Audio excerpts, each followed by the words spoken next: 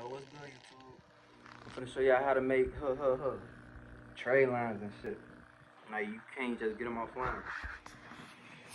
Apply for a credit card with your real credit, and apply for a credit card with your CPN. Build your CPN all the way up to you get to like a $15,000 limit, $10,000 limit, maybe 5,000, 8,000 on your CPN. You know what I'm saying? Build it up to 10.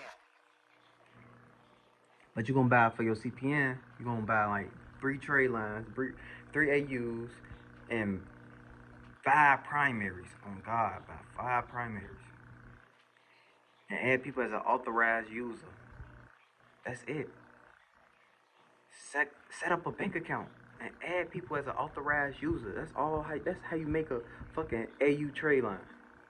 I promise y'all. That's it.